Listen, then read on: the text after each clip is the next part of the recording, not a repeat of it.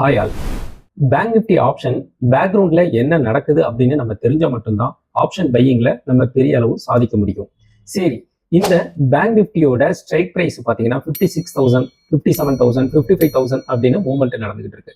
அதோட பேக்ரவுண்ட்ல என்ன நடக்குதுன்னு பார்த்தீங்கன்னா 12 பேங்கோட குமுலேட்டிவ் வேல்யூ தான் அந்த வேல்யூ 55,000, 56,000 அப்படின்னு நடக்கிறதா அதோட வேல்யூ. இப்போ இந்த 12 பேங்க்ல 3 மேஜர் பேங்க் வந்து பேங்க் நிஃப்டி மூவ்மெண்ட்டை, பேங்க் நிஃப்டி ஆப்ஷன் மூவ்மெண்ட்டை நிர்ணயிச்சுக்கிட்டு இருக்கு. அதுல முக்கியமா பாத்தீங்கன்னா ஃபர்ஸ்ட் வந்து ஹெச்டிஎஃப்சி பேங்க் வந்து 32% வெயிட்டேஜோட இருக்கு. ஐசிஐசிஐ பேங்க் வந்து 21% வெயிட்டேஜோட இருக்கு.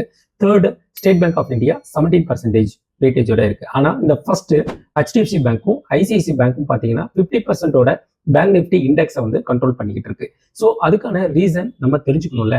ஸோ 32% வெயிட்டேஜ் இருக்கிற ஹெச்டிஎஃப்சி பேங்க் அதோட வால்யூம் நீங்க தெரிஞ்சுக்கணும்ல. ஏன் 32% இருக்கு அப்படின்னா அதோட வால்யூம் வந்து 14 lakh crore மேல அதோட வால்யூம் இருக்கு.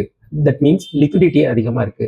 ஸோ இது இருக்கிறதுனால என்ன நடக்கும் அப்படின்னு பாத்தீங்கன்னா ஹெச்டிஎஃப்சி பேங்கோட 1% மூவ்மெண்ட் இருந்தது அப்படின்னா இங்க பேங்க் நிஃப்டி இண்டெக்ஸ்ல பெரிய மூவ்மெண்ட் இருக்கும். அதே மாதிரி 1% கம்மியானாலும் இங்க மூவ்மெண்டம் பேங்க் நிஃப்டி இண்டெக்ஸ்ல பெரிய மூவ்மெண்டம் டவுன்ஃபால்ல இருக்கும். ஸோ இதை தெரிஞ்சுக்கிட்டு இந்த HDFC bank, ICICI bank and state bank of India இந்த 3 ஸ்டாக்கோட மூவ்மெண்ட்டை தெரிஞ்சுக்கிட்டோம்னா நமக்கு வந்து ஆப்ஷன் ட்ரேடிங்ல மார்க்கெட் ட்ரெண்ட் எந்த சைடு போகுது அப்படிங்கிறத ஈஸியாக கவனிக்கலாம்.